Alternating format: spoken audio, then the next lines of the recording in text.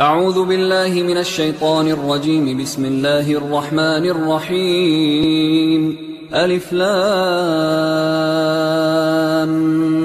ميم.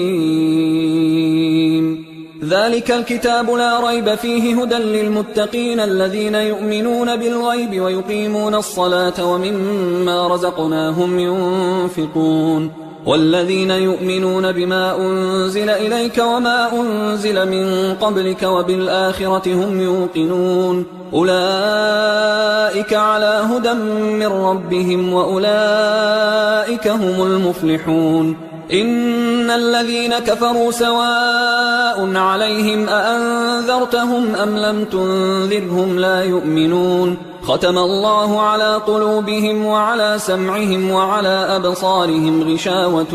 ولهم عذاب عظيم. ومن الناس من يقول آمنا بالله وباليوم الآخر وما هم بمؤمنين يخادعون الله والذين آمنوا وما يخدعون إلا أنفسهم وما يشعرون. في قلوبهم مرض فزادهم الله مرضا ولهم عذاب أليم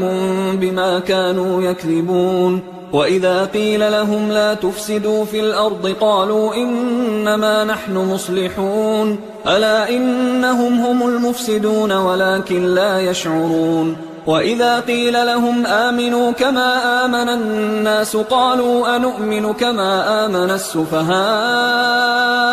ألا إنهم هم السفهاء ولكن لا يعلمون. وإذا لقوا الذين آمنوا قالوا آمنا وإذا خلوا إلى شياطينهم قالوا إنا معكم إنما نحن مستهزئون. الله يستهزئ بهم ويمدهم في طغيانهم يعمهون. أولئك الذين اشتروا الضلالة بالهدى فما ربحت تجارتهم وما كانوا مهتدين. مثلهم كمثل الذي استوقد نارا فلما أضاءت ما حوله ذهب الله بنورهم وتركهم في ظلمات لا يبصرون. صم بكم عمي فهم لا يرجعون. أو كصيب من السماء فيه ظلمات ورعد وبرق يجعلون أصابعهم في آذانهم من الصواعق حذر الموت والله محيط بالكافرين. يكاد البرق يخطف أبصارهم كلما أضاء لهم مشوا فيه وإذا أظلم عليهم قاموا ولو شاء الله لذهب بسمعهم وأبصارهم إن الله على كل شيء قدير. يا أيها الناس اعبدوا ربكم الذي خلقكم والذين من قبلكم لعلكم تتقون. الذي جعل لكم الأرض فراشا والسماء بناء وأنزل من السماء ماء فأخرج به من الثمرات رزقا لكم فلا تجعلوا لله أندادا وأنتم تعلمون. وإن كنتم في ريب مما نزلنا على عبدنا فأتوا بسورة من مثله وادعوا شهداءكم من دون الله إن كنتم صادقين. فإن لم تفعلوا ولن تفعلوا فاتقوا النار التي وقودها الناس والحجارة أعدت للكافرين. وبشر الذين آمنوا وعملوا الصالحات أن لهم جنات تجري من تحتها الأنهار كلما رزقوا منها من ثمرة رزقا قالوا هذا الذي رزقنا من قبل وأتوا به متشابها ولهم فيها أزواج مطهرة وهم فيها خالدون. إن الله لا يستحيي أن يضرب مثلا ما بعوضة فما فوقها فأما الذين آمنوا فيعلمون أنه الحق من ربهم، وأما الذين كفروا فيقولون ماذا أراد الله بهذا مثلا يضل به كثيرا ويهدي به كثيرا، وما يضل به إلا الفاسقين الذين ينقضون عهد الله من بعد ميثاقه ويقطعون ما أمر الله به أن يوصل ويفسدون في الأرض، أولئك هم الخاسرون. كيف تكفرون بالله وكنتم أمواتا فأحياكم ثم يميتكم ثم يحييكم ثم إليه ترجعون. هو الذي خلق لكم ما في الأرض جميعا ثم استوى إلى السماء فسواهن 7 سماوات وهو بكل شيء عليم. وإذ قال ربك للملائكة إني جاعل في الأرض خليفة قالوا أتجعل فيها من يفسد فيها ويسفك الدماء ونحن نسبح بحمدك ونقدس لك قال إني أعلم ما لا تعلمون. وعلم آدم الأسماء كلها ثم عرضهم على الملائكة فقال أنبئوني بأسماء هؤلاء إن كنتم صادقين. قالوا سبحانك لا علم لنا إلا ما علمتنا إنك أنت العليم الحكيم. قال يا آدم أنبئهم بأسمائهم فلما أنبأهم بأسمائهم قال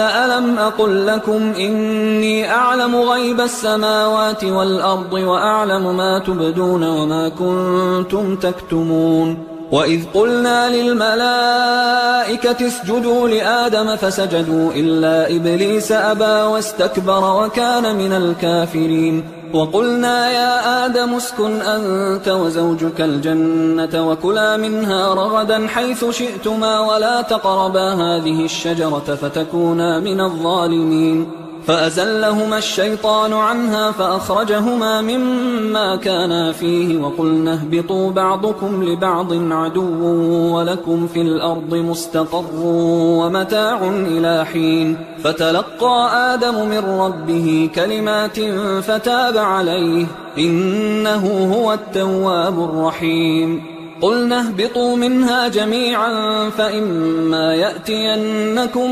مني هدى فمن تبع هداي فلا خوف عليهم ولا هم يحزنون. والذين كفروا وكذبوا بآياتنا أولئك أصحاب النار هم فيها خالدون. يا بني إسرائيل اذكروا نعمتي التي أنعمت عليكم وأوفوا بعهدي أوف بعهدكم وإياي فارهبون. وآمنوا بما أنزلت مصدقا لما معكم ولا تكونوا أول كافر به ولا تشتروا بآياتي ثمنا قليلا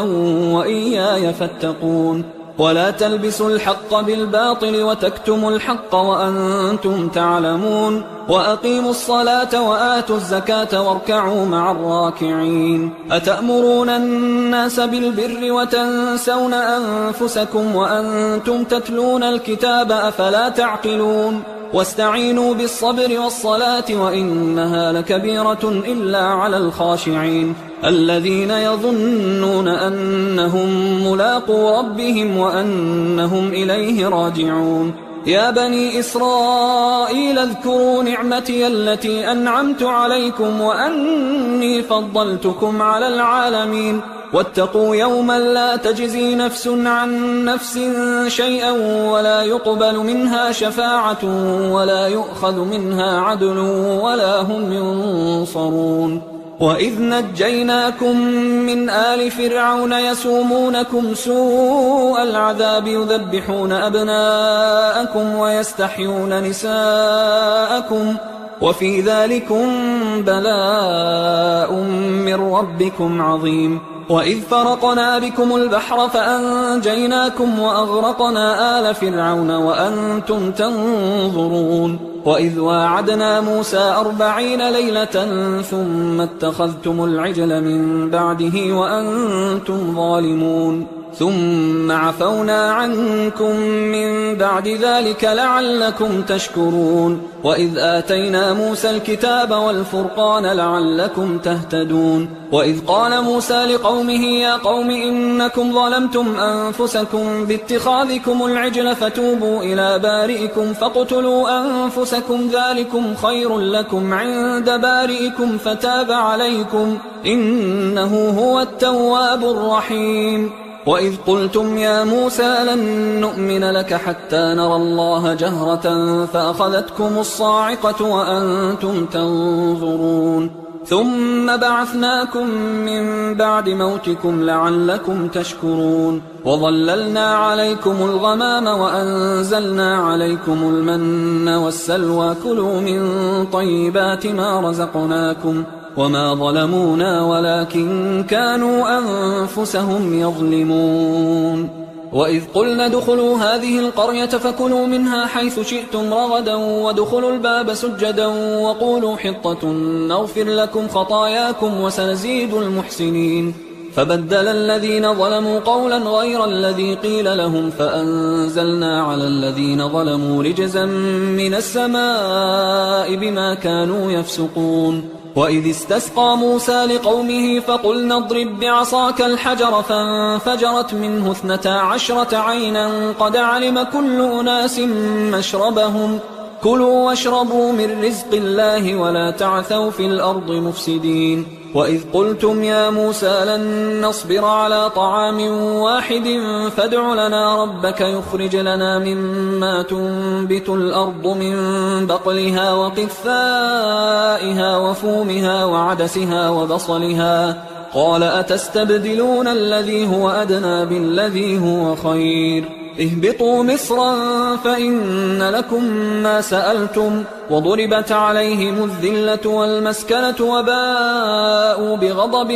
من الله ذلك بأنهم كانوا يكفرون بآيات الله ويقتلون النبيين بغير الحق ذلك بما عصوا وكانوا يعتدون إن الذين آمنوا والذين هادوا والنصارى والصابئين من آمن بالله واليوم الآخر وعمل صالحا فلهم أجرهم عند ربهم ولا خوف عليهم ولا هم يحزنون وإذ أخذنا ميثاقكم ورفعنا فوقكم الطور خذوا ما آتيناكم بقوة واذكروا ما فيه لعلكم تتقون ثم توليتم من بعد ذلك فلولا فضل الله عليكم ورحمته لكنتم من الخاسرين ولقد علمتم الذين اعتدوا منكم في السبت فقلنا لهم كونوا قردة خاسئين فجعلناها نكالا لما بين يديها وما خلفها وموعظة للمتقين وإذ قال موسى لقومه إن الله يأمركم أن تذبحوا بقرة قالوا أتتخذنا هزوا قال أعوذ بالله أن أكون من الجاهلين قالوا ادع لنا ربك يبين لنا ما هي قال إنه يقول إنها بقرة لا فارض ولا بكر عوان بين ذلك فافعلوا ما تؤمرون قالوا ادع لنا ربك يبين لنا ما لونها قال إنه يقول إنها بقرة صفراء فاقع لونها تسر الناظرين قالوا ادع لنا ربك يبين لنا ما هي إن البقرة شابه علينا وإنا إن شاء الله لمهتدون قال إنه يقول إنها بقرة لا ذلول تثير الأرض ولا تسقي الحرث مسلمة لا شية فيها قالوا الآن جئت بالحق فذبحوها وما كادوا يفعلون وإذ قتلتم نفسا فادارأتم فيها والله مخرج ما كنتم تكتمون فقلنا اضربوه ببعضها كذلك يحيي الله الموتى ويريكم آياته لعلكم تعقلون ثم قست قلوبكم من بعد ذلك فهي كالحجارة أو أشد قسوة وإن من الحجارة لما يتفجر منه الأنهار وإن منها لما يشقق فيخرج منه الماء وإن منها لما يهبط من خشية الله وما الله بغافل عما تعملون أفتطمعون أن يؤمنوا لكم وقد كان فريق منهم يسمعون كلام الله ثم يحرفونه من بعد ما عقلوه وهم يعلمون وإذا لقوا الذين آمنوا قالوا آمنا وإذا خلا بعضهم إلى بعض قالوا أتحدثونهم بما فتح الله عليكم ليحاجوكم به عند ربكم أفلا تعقلون أولا يعلمون أن الله يعلم ما يسرون وما يعلنون ومنهم أميون لا يعلمون الكتاب إلا أماني وإنهم إلا يظنون فويل للذين يكتبون الكتاب بأيديهم ثم يقولون هذا من عند الله ليشتروا به ثمنا قليلا فويل لهم مما كتبت أيديهم وويل لهم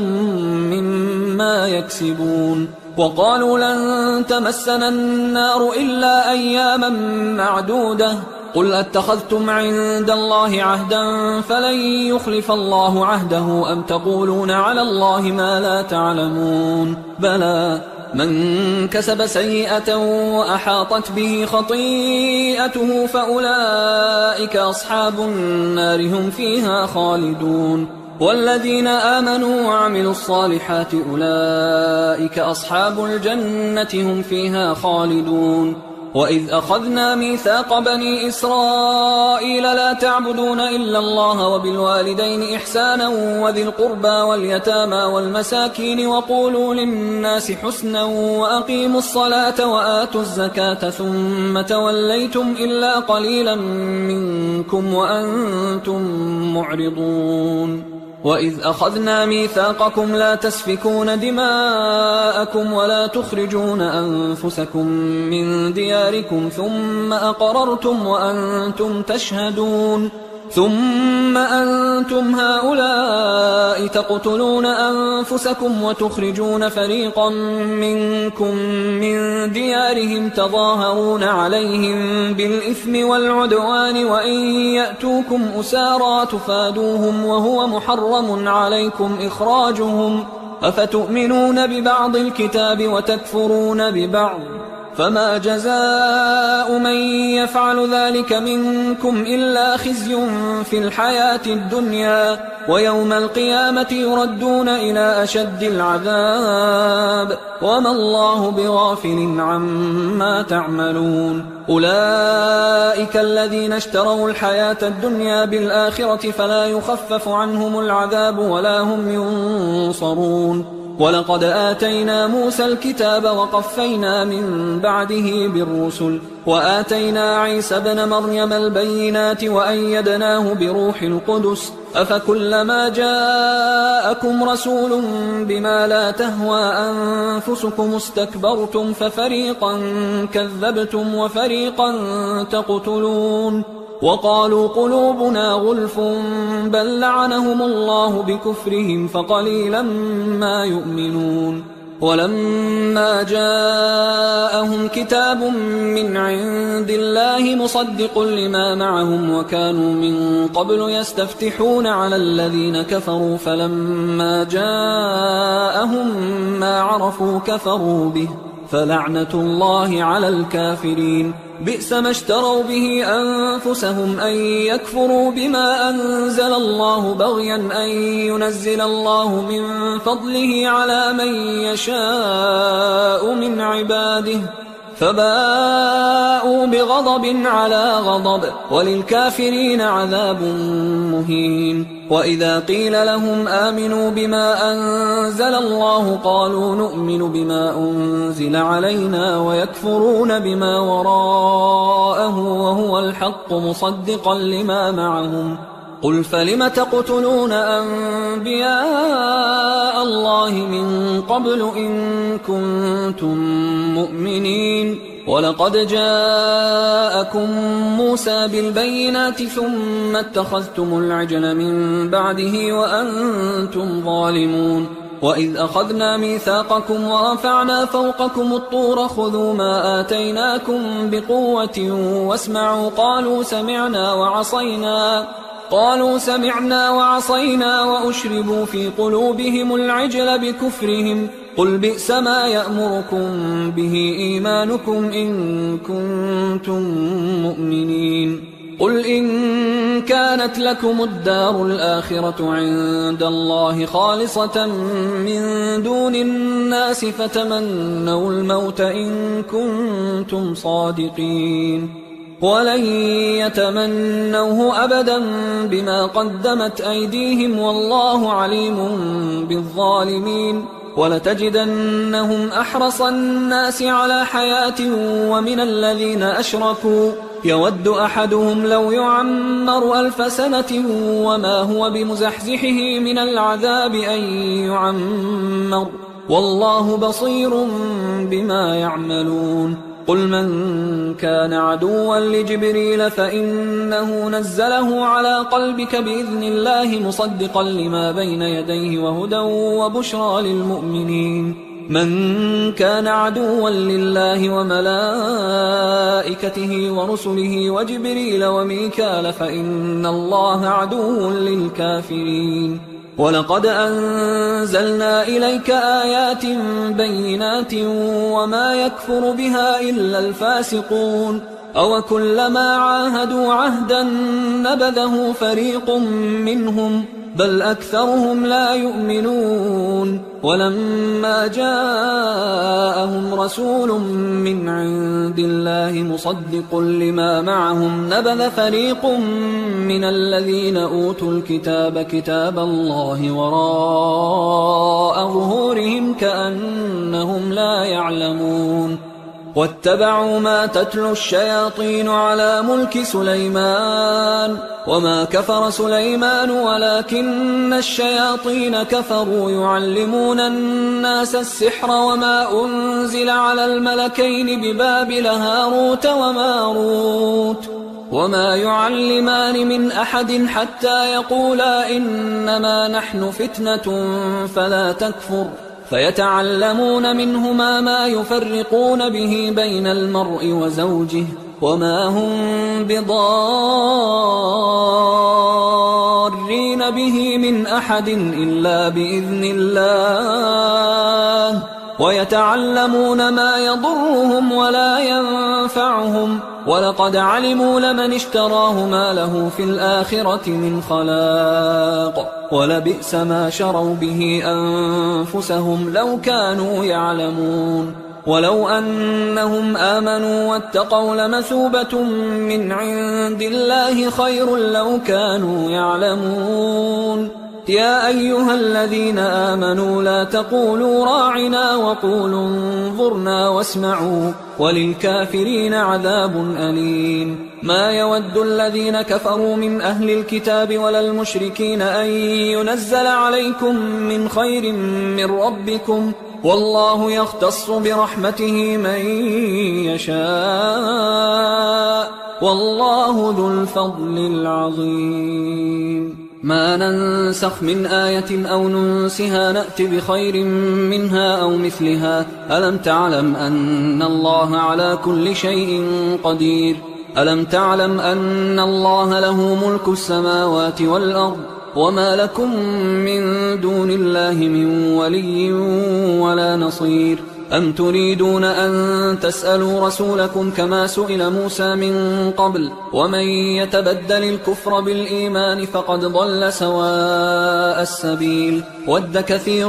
من أهل الكتاب لو يردونكم من بعد إيمانكم كفارا حسدا من عند أنفسهم من بعد ما تبين لهم الحق فاعفوا واصفحوا حتى يأتي الله بأمره إن الله على كل شيء قدير وأقيموا الصلاة وآتوا الزكاة وما تقدموا لأنفسكم من خير تجدوه عند الله إن الله بما تعملون بصير وقالوا لن يدخل الجنة إلا من كان هودا أو نصارى تلك أمانيهم قل هاتوا برهانكم إن كنتم صادقين بلى من أسلم وجهه لله وهو محسن فله أجره عند ربه ولا خوف عليهم ولا هم يحزنون وقالت اليهود ليست النصارى على شيء وقالت النصارى ليست اليهود على شيء وهم يتلون الكتاب كذلك قال الذين لا يعلمون مثل قولهم فالله يحكم بينهم يوم القيامة فيما كانوا فيه يختلفون ومن أظلم ممن منع مساجد الله أن يذكر فيها اسمه وسعى في خرابها أولئك ما كان لهم أن يدخلوها إلا خائفين لهم في الدنيا خزي ولهم في الآخرة عذاب عظيم ولله المشرق والمغرب فأينما تولوا فثم وجه الله إن الله واسع عليم وقالوا اتخذ الله ولدا سبحانه بل له ما في السماوات والأرض كل له قانتون بديع السماوات والأرض وإذا قضى أمرا فإنما يقول له كن فيكون وقال الذين لا يعلمون لولا يكلمنا الله أو تأتينا آية كذلك قال الذين من قبلهم مثل قولهم تشابهت قلوبهم قد بينا الآيات لقوم يوقنون إنا أرسلناك بالحق بشيرا ونذيرا ولا تسأل عن أصحاب الجحيم ولن ترضى عنك اليهود ولا النصارى حتى تتبع ملتهم قل إن هدى الله هو الهدى ولئن اتبعت أهواءهم بعد الذي جاءك من العلم ما لك من الله من ولي ولا نصير الذين آتيناهم الكتاب يتلونه حق تلاوته أولئك يؤمنون به ومن يكفر به فأولئك هم الخاسرون يا بني إسرائيل اذكروا نعمتي التي أنعمت عليكم وأني فضلتكم على العالمين واتقوا يوما لا تجزي نفس عن نفس شيئا ولا يقبل منها عدل ولا تنفعها شفاعة ولا هم ينصرون وإذ ابتلى إبراهيم ربه بكلمات فأتمهن قال إني جاعلك للناس إماما قال ومن ذريتي قال لا ينال عهد الظالمين وإذ جعلنا البيت مثابة للناس وأمنا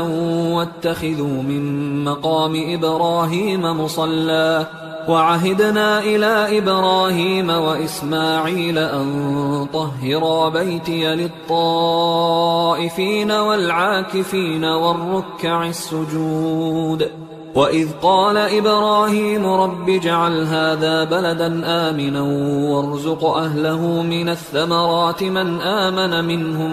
بالله واليوم الآخر قال ومن كفر فأمتعه قليلا ثم أضطره إلى عذاب النار وبئس المصير وإذ يرفع إبراهيم القواعد من البيت وإسماعيل ربنا تقبل منا إنك أنت السميع العليم ربنا وجعلنا مسلمين لك ومن ذريتنا أمة مسلمة لك وأرنا مناسكنا وتب علينا إنك أنت التواب الرحيم ربنا وابعث فيهم رسولا منهم يتلو عليهم آياتك ويعلمهم الكتاب والحكمة ويزكيهم إنك أنت العزيز الحكيم ومن يرغب عن ملة إبراهيم إلا من سفه نفسه ولقد اصطفيناه في الدنيا وإنه في الآخرة لمن الصالحين إذ قال له ربه أسلم قال أسلمت لرب العالمين. ووصى بها إبراهيم بنيه ويعقوب يا بني إن الله اصطفى لكم الدين فلا تموتن إلا وأنتم مسلمون. أم كنتم شهداء إذ حضر يعقوب الموت إذ قال لبنيه ما تعبدون من بعدي قالوا نعبد إلهك وإله آبائك إبراهيم وإسماعيل وإسحاق إلها واحدا ونحن له مسلمون. تلك أمة قد خلت لها ما كسبت ولكم ما كسبتم ولا تسألون عما كانوا يعملون. وقالوا كونوا هودا أو نصارى تهتدوا قل بل ملة إبراهيم حنيفا وما كان من المشركين. قولوا آمنا بالله وما أنزل إلينا وما أنزل إلى إبراهيم وإسماعيل وإسحاق ويعقوب والأسباط وما أوتي موسى وعيسى وما أوتي النبيون من ربهم لا نفرق بين أحد منهم ونحن له مسلمون. فإن آمنوا بمثل ما آمنتم به فقد اهتدوا وإن تولوا فإنما هم في شقاق فسيكفيكهم الله وهو السميع العليم. صبغة الله ومن أحسن من الله صبغة ونحن له عابدون. قل أتحاجوننا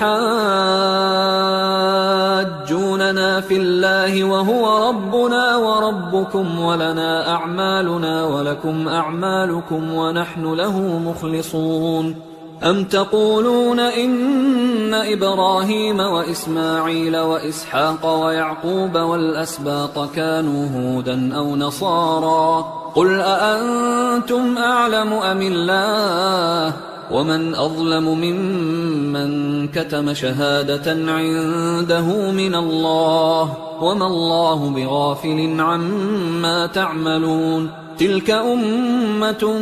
قد خلت لها ما كسبت ولكم ما كسبتم ولا تسألون عما كانوا يعملون. سيقول السفهاء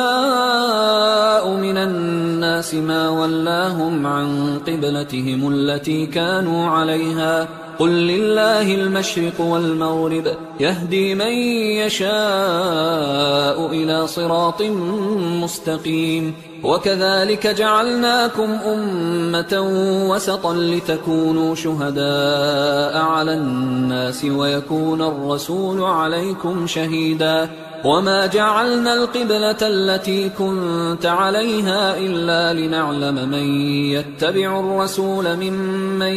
ينقلب على عقبيه وإن كانت لكبيرة إلا على الذين هدى الله وما كان الله ليضيع إيمانكم إن الله بالناس لرؤوف رحيم. قد نرى تقلب وجهك في السماء فلنولينك قبلة ترضاها فول وجهك شطر المسجد الحرام وحيث ما كنتم فولوا وجوهكم شطره وإن الذين أوتوا الكتاب ليعلمون أنه الحق من ربهم وما الله بغافل عما يعملون. ولئن أتيت الذين أوتوا الكتاب بكل آية ما تبعوا قبلتك وما أنت بتابع قبلتهم وما بعضهم بتابع قبلة بعض ولئن اتبعت أهواءهم من بعد ما جاءك من العلم إنك إذا لمن الظالمين. الذين آتيناهم الكتاب يعرفونه كما يعرفون أبناءهم وإن فريقا منهم ليكتمون الحق وهم يعلمون الحق من ربك فلا تكونن من الممترين ولكل وجهة هو موليها فاستبقوا الخيرات أينما تكونوا يأت بكم الله جميعا إن الله على كل شيء قدير ومن حيث خرجت فول وجهك شطر المسجد الحرام وإنه للحق من ربك وما الله بغافل عما تعملون ومن حيث خرجت فول وجهك شطر المسجد الحرام وحيث ما كنتم فولوا وجوهكم شطره لئلا يكون للناس عليكم حجة إلا الذين ظلموا منهم فلا تخشوهم واخشوني ولأتم نعمتي عليكم ولعلكم تهتدون كما أرسلنا فيكم رسولا منكم يتلو عليكم آياتنا ويزكيكم ويعلمكم الكتاب والحكمة ويعلمكم ما لم تكونوا تعلمون فاذكروني أذكركم واشكروا لي ولا تكفرون يا أيها الذين آمنوا استعينوا بالصبر والصلاة إن الله مع الصابرين ولا تقولوا لمن يقتل في سبيل الله أموات بل أحياء ولكن لا تشعرون ولنبلونكم بشيء من الخوف والجوع ونقص من الأموال والأنفس والثمرات وبشر الصابرين الذين إذا أصابتهم مصيبة قالوا إنا لله وإنا إليه راجعون أولئك عليهم صلوات من ربهم ورحمة وأولئك هم المهتدون إن الصفا والمروة من شعائر الله فمن حج البيت أو اعتمر فلا جناح عليه أن يطوف بهما ومن تطوع خيرا فإن الله شاكر عليم إن الذين يكتمون ما أنزلنا من البينات والهدى من بعد ما بيناه للناس في الكتاب أولئك يلعنهم الله ويلعنهم اللاعنون إلا الذين تابوا وأصلحوا وبينوا فأولئك أتوب عليهم وأنا التواب الرحيم إن الذين كفروا وماتوا وهم كفار أولئك عليهم لعنة الله والملائكة والناس أجمعين خالدين فيها لا يخفف عنهم العذاب ولا هم ينظرون وإلهكم إله واحد لا إله إلا هو الرحمن الرحيم إن في خلق السماوات والأرض واختلاف الليل والنهار والفلك التي تجري في البحر بما ينفع الناس وما أنزل الله من السماء من ماء فأحيا به الأرض بعد موتها وبث فيها من كل دابة وتصريف الرياح والسحاب المسخر بين السماء والأرض لآيات لقوم يعقلون ومن الناس من يتخذ من دون الله أندادا يحبونهم كحب الله والذين آمنوا أشد حبا لله ولو يرى الذين ظلموا إذ يرون العذاب أن القوة لله جميعا وأن الله شديد العذاب إذ تبرأ الذين اتبعوا من الذين اتبعوا ورأوا العذاب وتقطعت بهم الأسباب وقال الذين اتبعوا لو أن لنا كرة فنتبرأ منهم كما تبرأوا منا كذلك يريهم الله أعمالهم حسرات عليهم وما هم بخارجين من النار يا أيها الناس كلوا مما في الأرض حلالا طيبا ولا تتبعوا خطوات الشيطان إنه لكم عدو مبين إنما يأمركم بالسوء والفحشاء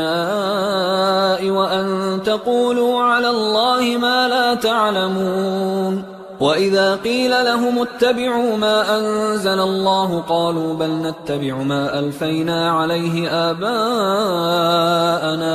أولو كان آباؤهم لا يعقلون شيئا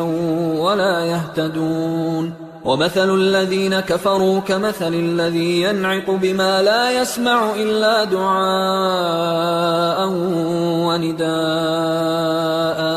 صم بكم عمي فهم لا يعقلون يا أيها الذين آمنوا كلوا من طيبات ما رزقناكم واشكروا لله إن كنتم إياه تعبدون إنما حرم عليكم الميتة والدم ولحم الخنزير وما أهل به لغير الله فمن اضطر غير باغ ولا عاد فلا إثم عليه إن الله غفور رحيم إن الذين يكتمون ما أنزل الله من الكتاب ويشترون به ثمنا قليلا أولئك ما يأكلون في بطونهم إلا النار ولا يكلمهم الله يوم القيامة ولا يزكيهم ولهم عذاب أليم أولئك الذين اشتروا الضلالة بالهدى والعذاب بالمغفرة فما أصبرهم على النار ذلك بأن الله نزل الكتاب بالحق وإن الذين اختلفوا في الكتاب لفي شقاق بعيد ليس البر أن تولوا وجوهكم قبل المشرق والمغرب ولكن البر من آمن بالله واليوم الآخر والملائكة والكتاب والنبيين وآتى المال على حبه ذوي القربى واليتامى والمساكين وابن السبيل والسائلين وفي الرقاب وأقام الصلاة وآتى الزكاة والموفون بعهدهم إذا عاهدوا والصابرين في البأساء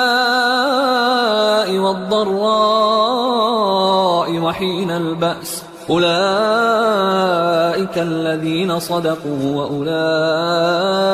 هم المتقون يا أيها الذين آمنوا كتب عليكم القصاص في القتلى الحر بالحر والعبد بالعبد والأنثى بالأنثى فمن عفي له من أخيه شيء فاتباع بالمعروف وأداء إليه بإحسان ذلك تخفيف من ربكم ورحمة فمن اعتدى بعد ذلك فله عذاب أليم ولكم في القصاص حياة يا أولي الألباب لعلكم تتقون كتب عليكم إذا حضر أحدكم الموت إن ترك خيرا الوصية للوالدين والأقربين بالمعروف حقا على المتقين فمن بدله بعدما سمعه فإنما إثمه على الذين يبدلونه إن الله سميع عليم فمن خاف من موص جنفا أو إثما فأصلح بينهم فلا إثم عليه إن الله غفور رحيم. يا أيها الذين آمنوا كتب عليكم الصيام كما كتب على الذين من قبلكم لعلكم تتقون أياما معدودات، فمن كان منكم مريضا أو على سفر فعدة من أيام أخر، وعلى الذين يطيقونه فدية طعام مسكين، فمن تطوع خيرا فهو خير له، وأن تصوموا خير لكم إن كنتم تعلمون. شهر رمضان الذي أنزل فيه القرآن هدى للناس وبينات من الهدى والفرقان، فمن شهد منكم الشهر فليصم، ومن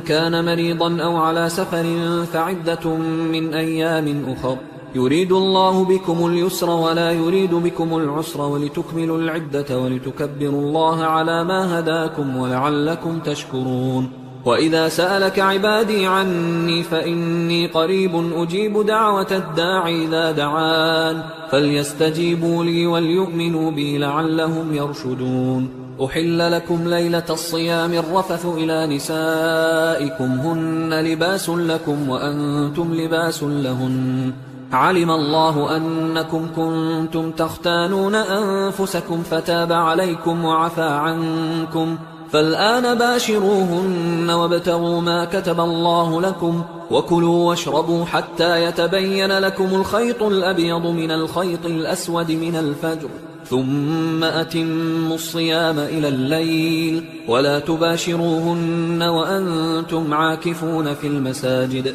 تلك حدود الله فلا تقربوها، كذلك يبين الله آياته للناس لعلهم يتقون. ولا تأكلوا أموالكم بينكم بالباطل وتدلوا بها إلى الحكام لتأكلوا فريقا من أموال الناس بالإثم وأنتم تعلمون. يسألونك عن الأهلة قل هي مواقيت للناس والحج، وليس البر بأن تأتوا البيوت من ظهورها ولكن البر من اتقى، وأتوا البيوت من أبوابها واتقوا الله لعلكم تفلحون. وقاتلوا في سبيل الله الذين يقاتلونكم ولا تعتدوا إن الله لا يحب المعتدين. وقتلوهم حيث ثقفتموهم وأخرجوهم من حيث أخرجوكم والفتنة أشد من القتل، ولا تقاتلوهم عند المسجد الحرام حتى يقاتلوكم فيه، فإن قاتلوكم فاقتلوهم، كذلك جزاء الكافرين، فإن انتهوا فإن الله غفور رحيم. وقاتلوهم حتى لا تكون فتنة ويكون الدين لله، فإن انتهوا فلا عدوان إلا على الظالمين. الشهر الحرام بالشهر الحرام والحرمات قصاص، فمن اعتدى عليكم فاعتدوا عليه بمثل ما اعتدى عليكم، واتقوا الله واعلموا أن الله مع المتقين. وأنفقوا في سبيل الله ولا تلقوا بأيديكم إلى التهلكة وأحسنوا إن الله يحب المحسنين. وأتموا الحج والعمرة لله، فإن أحصرتم فما استيسر من الهدي، ولا تحلقوا رؤوسكم حتى يبلغ الهدي محله، فمن كان منكم مريضا أو به أذى من رأسه ففدية من صيام أو صدقة أو نسك، فإذا أمنتم فمن تمتع بالعمرة إلى الحج فما استيسر من الهدي، فمن لم يجد فصيام 3 أيام في الحج و7 إذا رجعتم، تلك 10 كاملة، ذلك لمن لم يكن أهله حاضر المسجد الحرام. واتقوا الله واعلموا أن الله شديد العقاب. الحج أشهر معلومات، فمن فرض فيهن الحج فلا رفث ولا فسوق ولا جدال في الحج وما تفعلوا من خير يعلمه الله وتزودوا فإن خير الزاد التقوى واتقون يا أولي الألباب ليس عليكم جناح أن تبتغوا فضلا من ربكم فإذا أفضتم من عرفات فاذكروا الله عند المشعر الحرام واذكروه كما هداكم وإن كنتم من قبله لمن الضالين ثم أفيضوا من حيث أفاض الناس واستغفروا الله إن الله غفور رحيم فإذا قضيتم مناسككم فاذكروا الله كذكركم آباءكم أو أشد ذكرا فمن الناس من يقول ربنا آتنا في الدنيا وما له في الآخرة من خلاق ومنهم من يقول ربنا آتنا في الدنيا حسنة وفي الآخرة حسنة وقنا عذاب النار أولئك لهم نصيب مما كسبوا والله سريع الحساب واذكروا الله في أيام معدودات فمن تعجل في يومين فلا إثم عليه ومن تأخر فلا إثم عليه لمن اتقى واتقوا الله واعلموا أنكم إليه تحشرون ومن الناس من يعجبك قوله في الحياة الدنيا ويشهد الله على ما في قلبه وهو ألد الخصام وإذا تولى سعى في الأرض ليفسد فيها ويهلك الحرث والنسل والله لا يحب الفساد وإذا قيل له اتق الله أخذته العزة بالإثم فحسبه جهنم ولبئس المهاد ومن الناس من يشري نفسه ابتغاء مرضات الله والله رؤوف بالعباد يا أيها الذين آمنوا ادخلوا في السلم كافة ولا تتبعوا خطوات الشيطان إنه لكم عدو مبين فإن زللتم من بعد ما جاءتكم البينات فاعلموا أن الله عزيز حكيم هل ينظرون إلا أن يأتيهم الله في ظلل من الغمام والملائكة وقضي الأمر وإلى الله ترجع الأمور سل بني إسرائيل كم آتيناهم من آية بينة ومن يبدل نعمة الله من بعد ما جاءته فإن الله شديد العقاب زين للذين كفروا الحياة الدنيا ويسخرون من الذين آمنوا والذين اتقوا فوقهم يوم القيامة والله يرزق من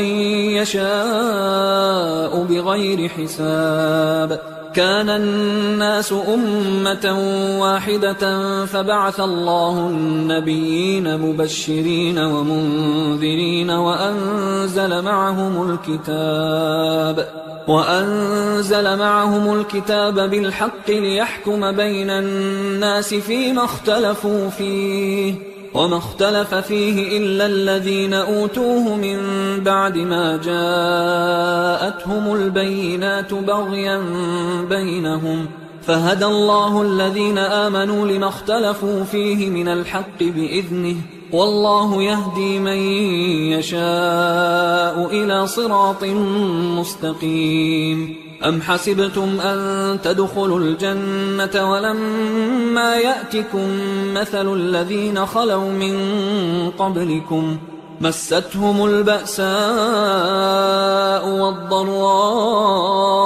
وزلزلوا حتى يقول الرسول والذين آمنوا معه متى نصر الله ألا إن نصر الله قريب يسألونك ماذا ينفقون قل ما أنفقتم من خير فللوالدين والأقربين واليتامى والمساكين وابن السبيل وما تفعلوا من خير فإن الله به عليم كتب عليكم القتال وهو كره لكم وعسى أن تكرهوا شيئا وهو خير لكم وعسى أن تحبوا شيئا وهو شر لكم والله يعلم وأنتم لا تعلمون يسألونك عن الشهر الحرام قتال فيه قل قتال فيه كبير وصد عن سبيل الله وكفر به والمسجد الحرام وإخراج أهله منه أكبر عند الله والفتنة أكبر من القتل ولا يزالون يقاتلونكم حتى يردوكم عن دينكم إن استطاعوا ومن يرتدد منكم عن دينه فيمت وهو كافر فأولئك حبطت أعمالهم في الدنيا والآخرة وأولئك أصحاب النار هم فيها خالدون إن الذين آمنوا والذين هاجروا وجاهدوا في سبيل الله أولئك يرجون رحمة الله والله غفور رحيم يسألونك عن الخمر والميسر قل فيهما إثم كبير ومنافع للناس وإثمهما أكبر من نفعهما ويسألونك ماذا ينفقون قل العفو كذلك يبين الله لكم الآيات لعلكم تتفكرون في الدنيا والآخرة ويسألونك عن اليتامى قل إصلاح لهم خير وإن تخالطوهم فإخوانكم والله يعلم المفسد من المصلح ولو شاء الله لأعنتكم إن الله عزيز حكيم ولا تنكحوا المشركات حتى يؤمن ولأمة مؤمنة خير من مشركة ولو أعجبتكم ولا تنكحوا المشركين حتى يؤمنوا ولعبد مؤمن خير من مشرك ولو أعجبكم أولئك يدعون إلى النار والله يدعو إلى الجنة والمغفرة بإذنه ويبين آياته للناس لعلهم يتذكرون ويسألونك عن المحيض قل هو أذى فاعتزلوا النساء في المحيض ولا تقربوهن حتى يطهرن فإذا تطهرن فأتوهن من حيث أمركم الله إن الله يحب التوابين ويحب المتطهرين نساؤكم حرث لكم فأتوا حرثكم أنى شئتم وقدموا لأنفسكم واتقوا الله واعلموا أنكم ملاقوه وبشر المؤمنين ولا تجعلوا الله عرضة لأيمانكم أن تبروا وتتقوا وتصلحوا بين الناس والله سميع عليم لا يؤاخذكم الله باللغو في أيمانكم ولكن يؤاخذكم بما كسبت قلوبكم والله غفور حليم للذين يؤلون من نسائهم تربص 4 أشهر فإن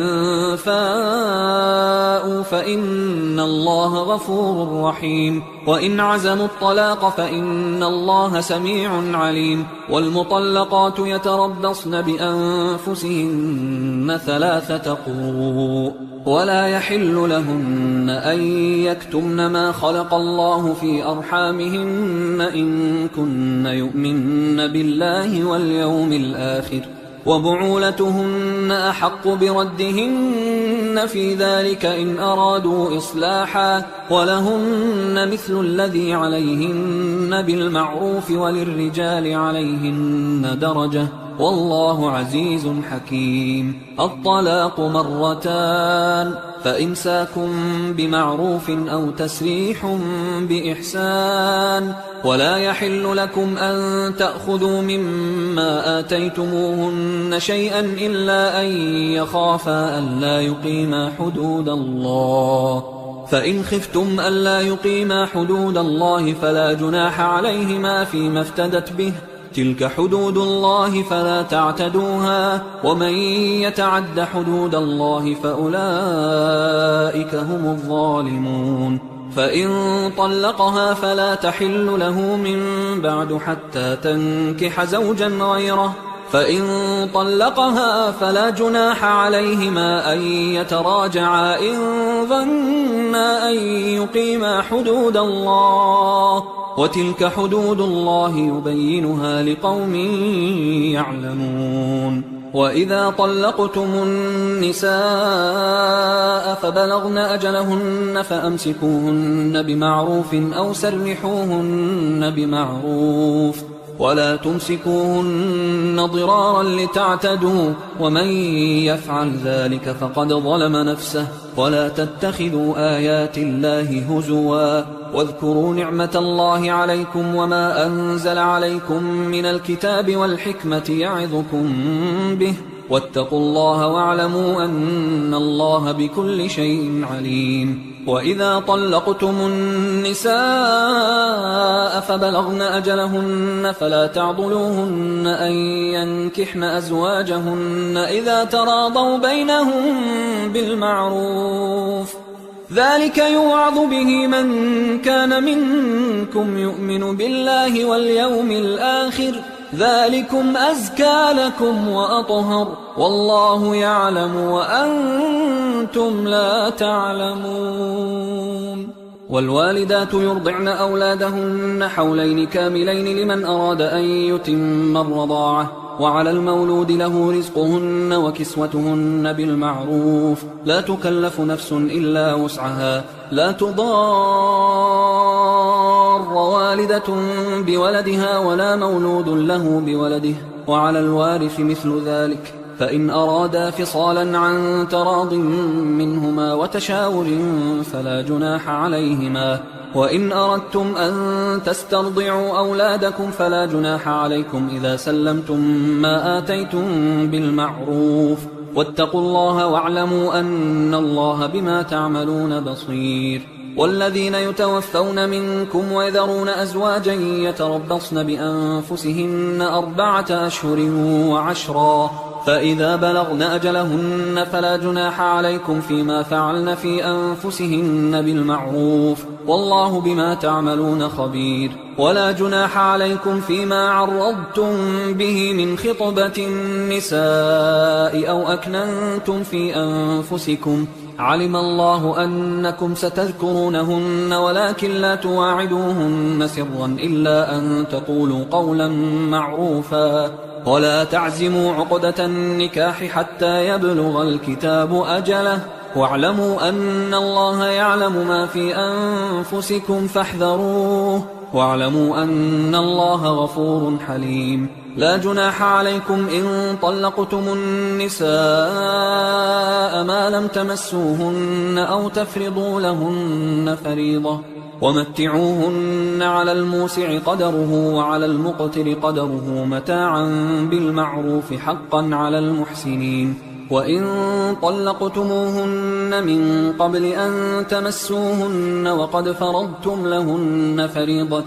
فنصف ما فرضتم إلا أن يعفون أو يعفو الذي بيده عقدة النكاح، وأن تعفوا أقرب للتقوى، ولا تنسوا الفضل بينكم، إن الله بما تعملون بصير. حافظوا على الصلوات والصلاة الوسطى وقوموا لله قانتين، فإن خفتم فرجالا أو ركبانا، فإذا أمنتم فاذكروا الله كما علمكم ما لم تكونوا تعلمون. والذين يتوفون منكم ويذرون أزواجا وصية لأزواجهم متاعا إلى الحول غير إخراج، فإن خرجن فلا جناح عليكم فيما فعلن في أنفسهن من معروف، والله عزيز حكيم. وللمطلقات متاع بالمعروف حقا على المتقين، كذلك يبين الله لكم آياته لعلكم تعقلون. ألم تر إلى الذين خرجوا من ديارهم وهم ألوف حذر الموت فقال لهم الله موتوا ثم أحياهم إن الله لذو فضل على الناس ولكن أكثر الناس لا يشكرون وقاتلوا في سبيل الله واعلموا أن الله سميع عليم من ذا الذي يقرض الله قرضا حسنا فيضاعفه له أضعافا كثيرة والله يقبض ويبسط وإليه ترجعون ألم تر إلى الملأ من بني إسرائيل من بعد موسى إذ قالوا لنبي له مبعث لنا ملكا نقاتل في سبيل الله قال هل عسيتم إن كتب عليكم القتال ألا تقاتلوا قالوا وما لنا ألا نقاتل في سبيل الله وقد أخرجنا من ديارنا وأبنائنا فلما كتب عليهم القتال تولوا إلا قليلا منهم والله عليم بالظالمين وقال لهم نبيهم إن الله قد بعث لكم طالوت ملكا قالوا أنى يكون له الملك علينا ونحن أحق بالملك منه ولم يؤت سعة من المال قال إن الله اصطفاه عليكم وزاده بسطة في العلم والجسم والله يؤتي ملكه من يشاء والله واسع عليم وقال لهم نبيهم إن آية ملكه أن يأتيكم التابوت فيه سكينة من ربكم وبقية مما ترك آل موسى وآل هارون تحمله الملائكة إن في ذلك لآية لكم إن كنتم مؤمنين فلما فصل طالوت بالجنود قال إن الله مبتليكم بنهر فمن شرب منه فليس مني ومن لم يطعمه فإنه مني إلا من اغترف غرفة بيده فشربوا منه إلا قليلا منهم فلما جاوزه هو والذين آمنوا معه قالوا لا طاقة لنا اليوم بجالوت وجنوده قال الذين يظنون أنهم ملاقوا الله كم من فئة قليلة غلبت فئة كثيرة بإذن الله والله مع الصابرين ولما برزوا لجالوت وجنوده قالوا ربنا أفرغ علينا صبرا وثبت أقدامنا وانصرنا على القوم الكافرين فهزموهم بإذن الله وقتل داود جالوت وآتاه الله الملك والحكمة وعلمه مما يشاء ولولا دفع الله الناس بعضهم ببعض لفسدت الأرض ولكن الله ذو فضل على العالمين تلك آيات الله نتلوها عليك بالحق وإنك لمن المرسلين تلك الرسل فضلنا بعضهم على بعض منهم من كلم الله ورفع بعضهم درجات وآتينا عيسى ابن مريم البينات وأيدناه بروح القدس ولو شاء الله ما اقتتل الذين من بعدهم من بعد ما جاءتهم البينات ولكن اختلفوا فمنهم من آمن ومنهم من كفر ولو شاء الله ما اقتتلوا ولكن الله يفعل ما يريد يا أيها الذين آمنوا أنفقوا مما رزقناكم من قبل أن يأتي يوم لا بيع فيه ولا خلة ولا شفاعة والكافرون هم الظالمون الله لا إله إلا هو الحي القيوم لا تأخذه سنة ولا نوم له ما في السماوات وما في الأرض من ذا الذي يشفع عنده إلا بإذنه يعلم ما بين أيديهم وما خلفهم ولا يحيطون بشيء من علمه إلا بما شاء وسع كرسيه السماوات والأرض ولا يؤوده حفظهما وهو العلي العظيم لا إكراه في الدين قد تبين الرشد من الغي فمن يكفر بالطاغوت ويؤمن بالله فقد استمسك بالعروة الوثقى لا انفصام لها والله سميع عليم الله ولي الذين آمنوا يخرجهم من الظلمات إلى النور والذين كفروا أولياؤهم الطاغوت يخرجونهم من النور إلى الظلمات أولئك أصحاب النار هم فيها خالدون. ألم تر إلى الذي حاج إبراهيم في ربه أن آتاه الله الملك إذ قال إبراهيم ربي الذي يحيي ويميت قال أنا أحيي وأميت. قال إبراهيم فإن الله يأتي بالشمس من المشرق فأت بها من المغرب فبهت الذي كفر والله لا يهدي القوم الظالمين. أو كالذي مر على قرية وهي خاوية على عروشها قال أنى يحيي هذه الله بعد موتها فأماته الله 100 عام ثم بعثه قال كم لبثت؟ قال لبثت يوما أو بعض يوم. قال بل لبثت 100 عام فانظر إلى طعامك وشرابك لم يتسنه وانظر إلى حمارك ولنجعلك آية للناس وانظر إلى العظام كيف ننشزها ثم نكسوها لحما فلما تبين له قال أعلم أن الله على كل شيء قدير. وإذ قال إبراهيم رب أرني كيف تحيي الموتى قال أولم تؤمن قال بلى ولكن ليطمئن قلبي قال فخذ 4 من الطير فصرهن إليك ثم اجعل على كل جبل منهن جزءا ثم ادعهن يأتينك سعيا واعلم أن الله عزيز حكيم. مثل الذين ينفقون أموالهم في سبيل الله كمثل حبة أنبتت 7 سنابل في كل سنبلة 100 حبة والله يضاعف لمن يشاء والله واسع عليم. الذين ينفقون أموالهم في سبيل الله ثم لا يتبعون ما أنفقوا منا ولا أذى لهم أجرهم عند ربهم ولا خوف عليهم ولا هم يحزنون. قول معروف ومغفرة خير من صدقة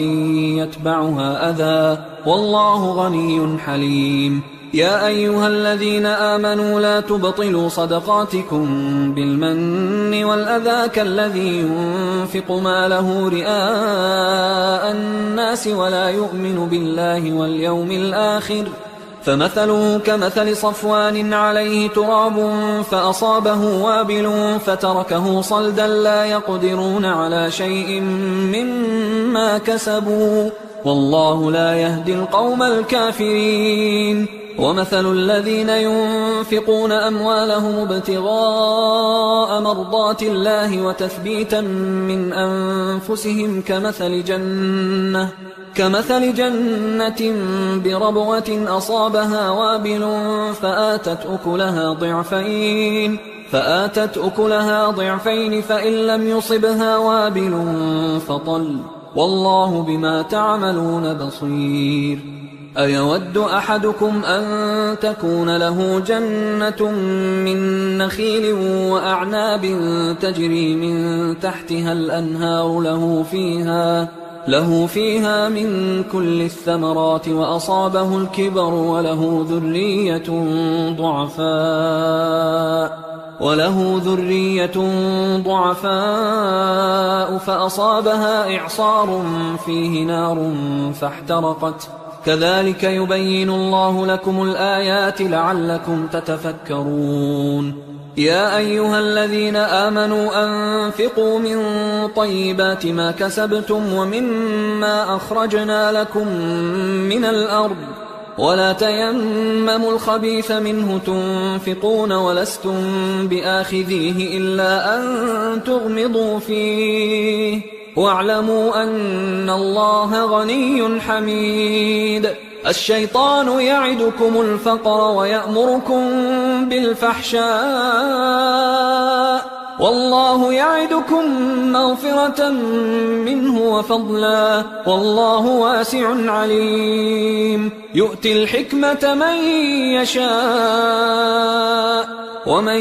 يؤت الحكمة فقد أوتي خيرا كثيرا وما يذكر إلا أولو الألباب. وما أنفقتم من نفقة أو نذرتم من نذر فإن الله يعلمه وما للظالمين من أنصار إن تبدوا الصدقات فنعما هي وإن تخفوها وتؤتوها الفقراء فهو خير لكم ويكفر عنكم من سيئاتكم والله بما تعملون خبير ليس عليك هداهم ولكن الله يهدي من يشاء وما تنفقوا من خير فلأنفسكم وما تنفقون إلا ابتغاء وجه الله وما تنفقوا من خير يوفى إليكم وأنتم لا تظلمون للفقراء الذين أحصروا في سبيل الله لا يستطيعون ضربا في الأرض يحسبهم الجاهل أغنياء من التعفف تعرفهم بسيماهم لا يسألون الناس إلحافا وما تنفقوا من خير فإن الله به عليم الذين ينفقون أموالهم بالليل والنهار سرا وعلانية فلهم أجرهم عند ربهم ولا خوف عليهم ولا هم يحزنون الذين يأكلون الربا لا يقومون إلا كما يقوم الذي يتخبطه الشيطان من المس ذلك بأنهم قالوا إنما البيع مثل الربا وأحل الله البيع وحرم الربا فمن جاءه موعظة من ربه فانتهى فله ما سلف وأمره إلى الله ومن عاد فأولئك أصحاب النار هم فيها خالدون يمحق الله الربا ويربي الصدقات والله لا يحب كل كفار أثيم إن الذين آمنوا وعملوا الصالحات وأقاموا الصلاة وآتوا الزكاة لهم أجرهم عند ربهم ولا خوف عليهم ولا هم يحزنون يا أيها الذين آمنوا اتقوا الله وذروا ما بقي من الربا إن كنتم مؤمنين فإن لم تفعلوا فأذنوا بحرب من الله ورسوله وإن تبتم فلكم رؤوس أموالكم لا تظلمون ولا تظلمون وإن كان ذو عسرة فنظرة إلى ميسرة وأن تصدقوا خير لكم إن كنتم تعلمون واتقوا يوما ترجعون فيه إلى الله ثم توفى كل نفس ما كسبت وهم لا يظلمون يا أيها الذين آمنوا إذا تداينتم بدين إلى أجل مسمى فاكتبوه وليكتب بينكم كاتب بالعدل ولا يأب كاتب أن يكتب كما علمه الله فليكتب وليملل الذي عليه الحق وليتق الله ربه ولا يبخس منه شيئا فإن كان الذي عليه الحق سفيها أو ضعيفا أو لا يستطيع أن يمله فليملل وليه بالعدل واستشهدوا شهيدين من رجالكم فإن لم يكونا رجلين فرجل وامرأتان ممن ترضون من الشهداء أن تضل إحداهما فتذكر إحداهما الأخرى ولا يأبى الشهداء